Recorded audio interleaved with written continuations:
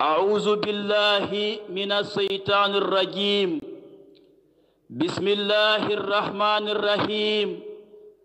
الحمد لله رب العالمين الحمد لله العظيم الصمد المنعم العزيز أهل الحكم يا ربنا صل على محمد وآله وصحبه وسلم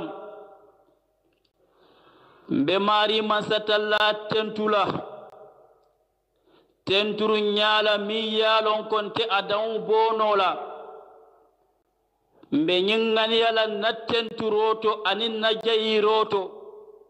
نسوفو بيه كنونتي أي لوجو يالا لولا على نياكوتو كاكوما على مكوما نيالا دافعو ننمان كوما مكوما نيامي نياما وبيبي كلام فيلكم من فين على سبحانه وتعالى وقولا كسالي على جو نيما صلى الله عليه وسلم كالفا نيما لو كونتون من يالون كوي بي نينكا فو كونو بيرين سانتو فوكانا دوما شيخ ماكولون توري شيخ ارفالان كونتي alning aldoku nyolu mume be mbe albe kontonna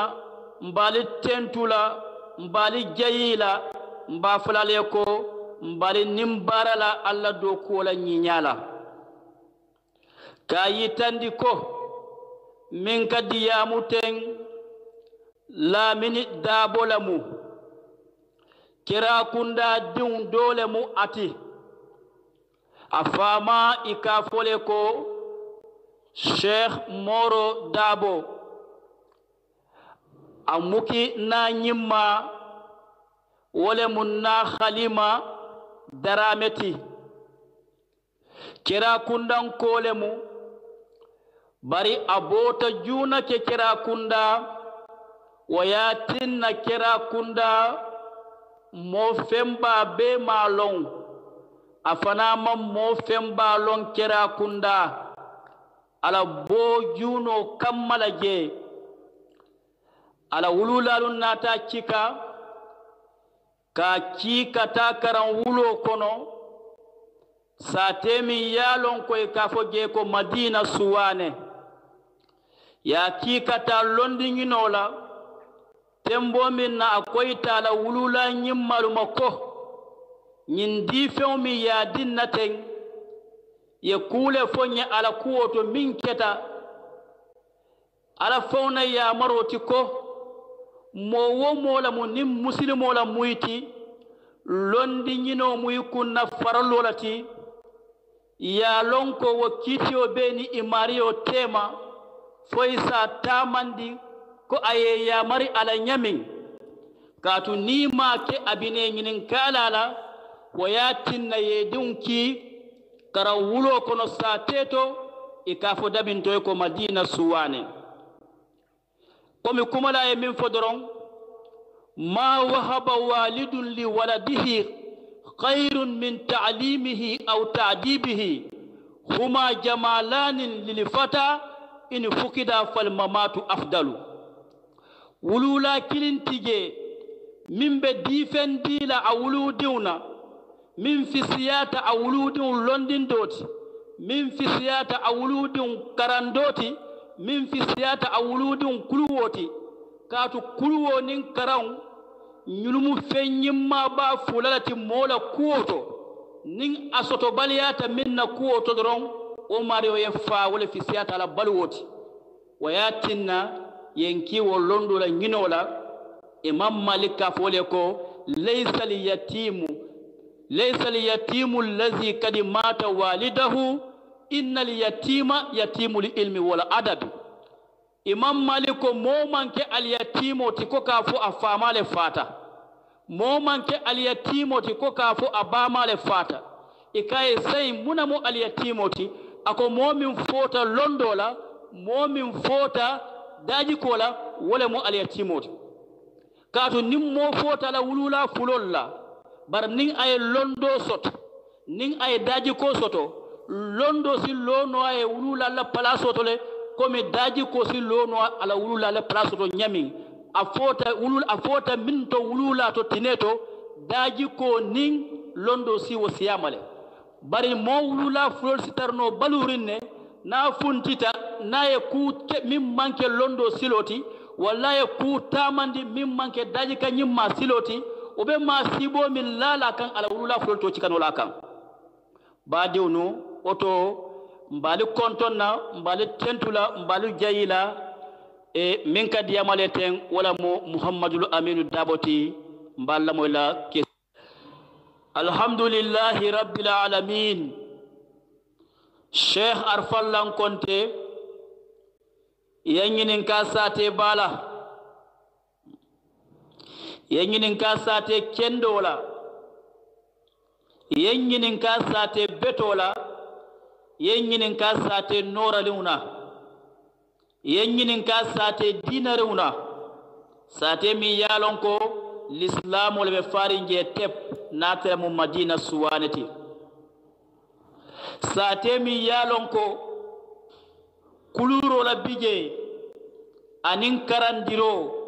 kamulu tunkan keke moti kabrin dunta sate kono nya sate korsi nya jibe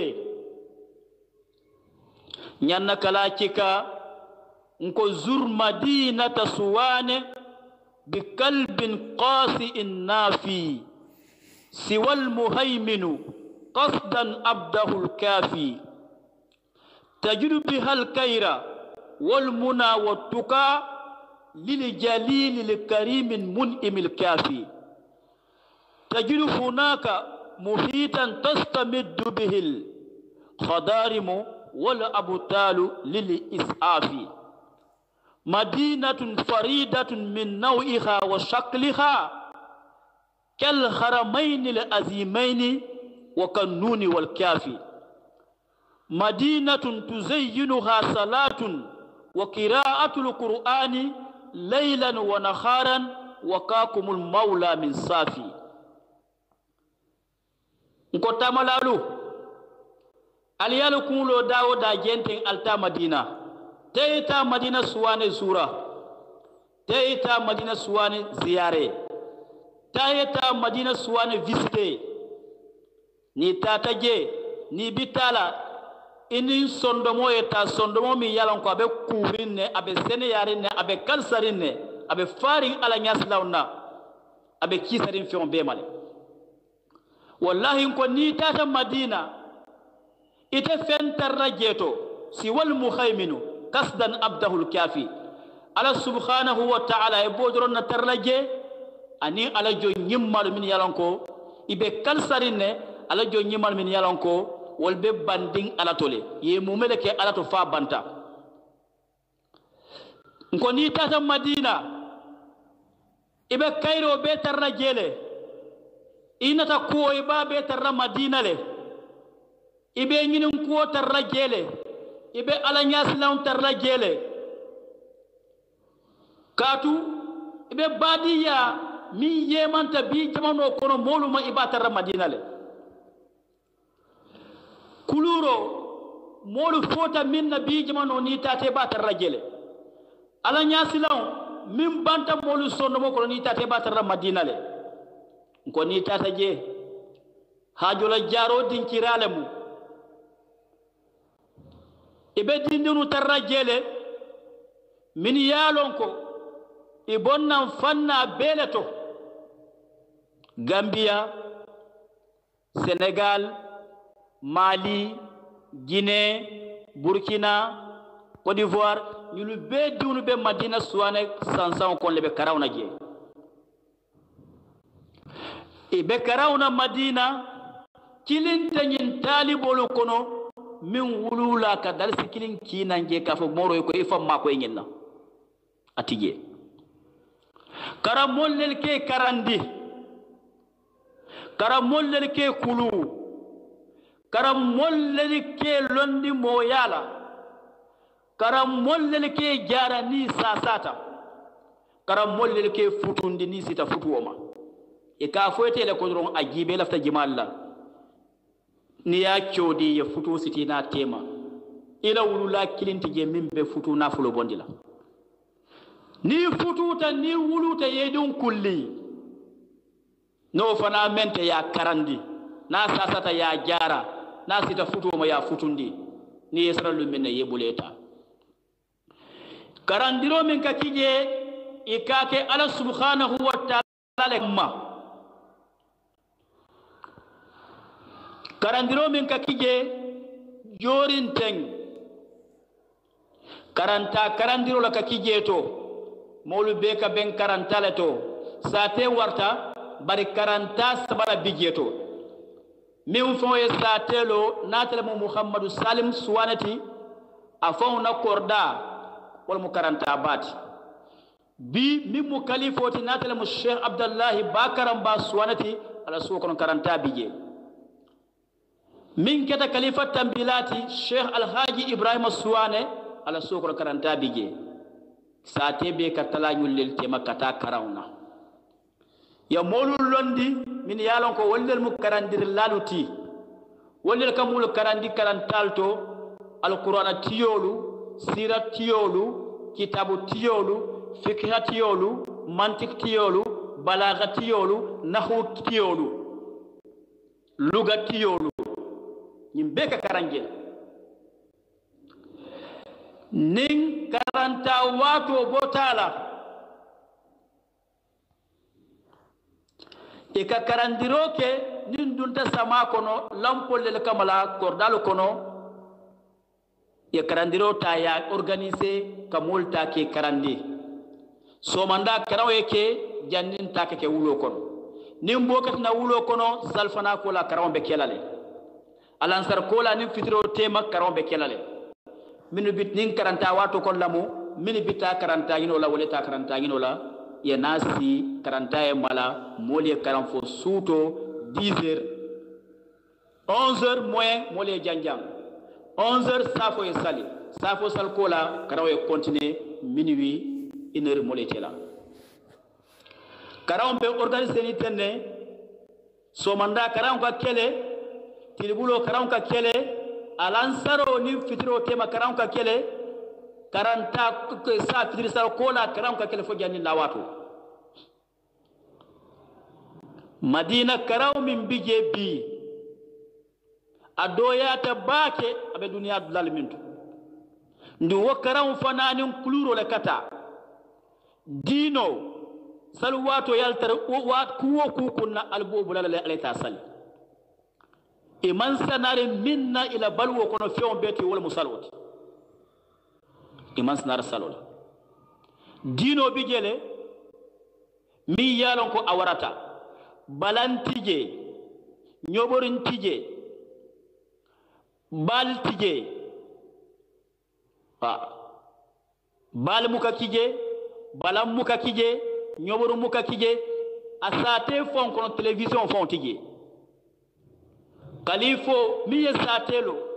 fala kalifa folo fo be nyin kalifo mi benno wari fo ini doko kendolu be ibela kambenta nyento malina suwane sate kono balaw muka kije nyoborun tije to television tije musique tije ni ba sate kono dunia fo na ka filima e kamere be dunia dolo kono minni molda dunia mankili wala mu malina suwane sate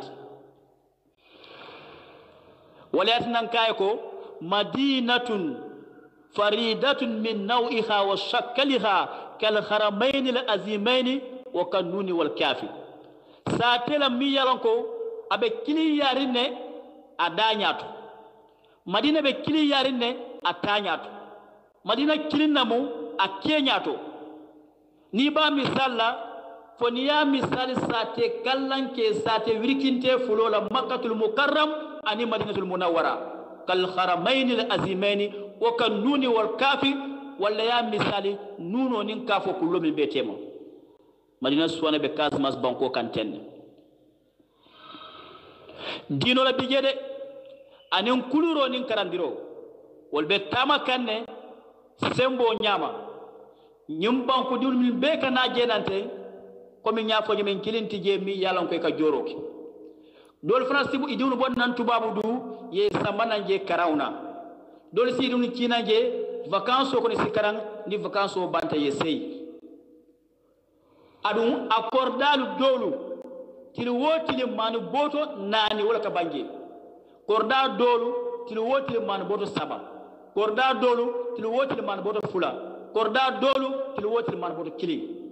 mayna swal hakila talib wala siyasa bula adu imam fatam fansa ke talibul nin diunu tema ni nyamira birintol tawato dunje o tembo kulbe kolyari kolyanya bala Sheikh Arfallang Sheikh Makulon Touré alni aldo ku nyolu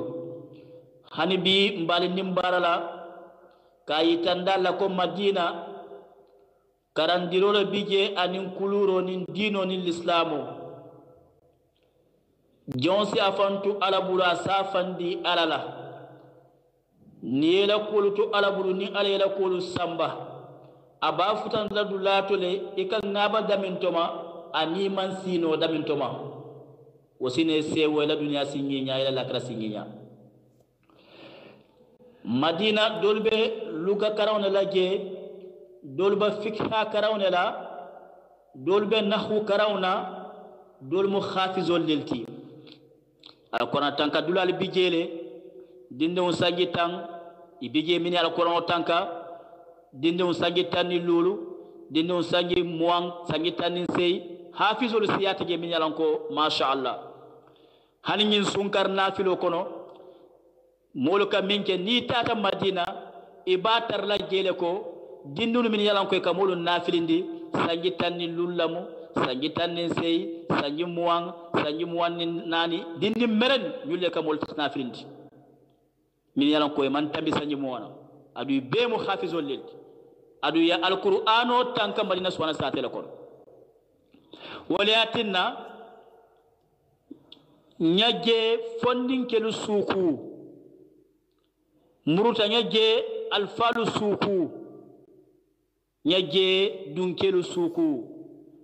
na suko ton kafoko kulli bi rabbik kam ghulaman qad ghada fi sadrihi zikrul hakim yusanu fi madinat suwane kiramun ma lahum masalun nuran bihi afaquhu tajdanu aina al khalifatu basayku jul majdi wa misluhu lam yakun illa inda suwane شيخ تفرد بكيادة شعبه وقومه بسياسة أكزت من القرآن والله في المدينة قوم كرام فرد وآيات الله يتداولها غلمان في المدينة قد حفظوه منذ سباهم حفظا به يتحقق التبيان نكويتك من بديا مولا ite min kata kuma nyaban diamu nyaba ini Allahu taala tema ikana diamu fenka made diamu ini imariyo tema manso mi yedada ya fonye kambandin jallamu fonninke jallamu min be Madina suwane sade ko mi yalan ko alqur'ano tankale siso kono afonye bon ni sabando kontela unko wallahi Madina suwane kiramun malahum masalun mo bunyarim balle bije mo khormarim balle bije ke kende balle bije ala nyaslanna balle bije min yalla ko nyontela malahum masalun nyonte walla ni nyaboyte kan norobe yiw le nyada bala ni nyaboyte kan norobe malmal le nyada bala ko ayna al khalifa kalifole ntero kalifole ntanyo kalifole nkanunte kalifole nkukenyo kalifole iyamarla min kasilo yitandi nazulu majidi wallahi wirkinte dun kelamo ala subhanahu wa ta'ala mo wirkintelu jon wirkintelu abollel kono wa misluhu lam yakun illa inda su'al wallahi anyon itajela nin tamula sasi ma pour ka nyon funtandi tatil boba foy ba jelal ni mage tatiriji foy ba jelal ni mage ta burba eta mara c'est le santo e jiduma foy ba ala se ko nyongelal wallahi ta nyongela ni lafta ka nyongi bita mayda su'al la سيكون تفرد بقيادة شعبه وقومه بسياسة أخذت من القرآن الفالم مي يالونكو كلنا ماتي على المولو كف يوم نياتو أني نياتون كي ياتو على مولو نياتون كي يامين أي لاني سلو من كان أي لاني كونيسيون من كان دالي كما ياتو لوندوتو كولوروتو تانياتو كلنا ماتي وكو كونو نو ايو سياسه تانا القران لكونو نكوتا مدينه والله في المدينه قوم كرام فريد مولبيجي موبو نيارو نلموتي ادو ولمو كيلم با كيلوناتي فلانجانتلا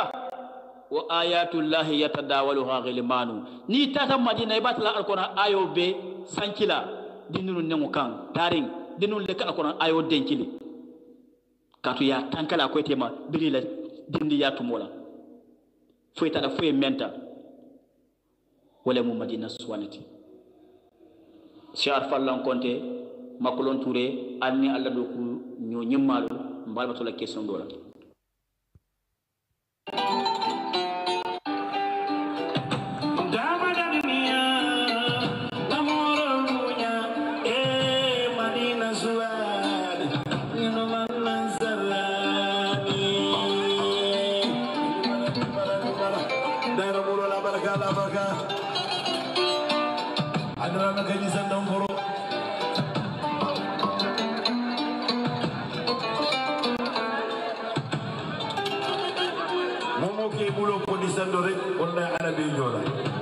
bayri ñi mu alal mo ñi ma balati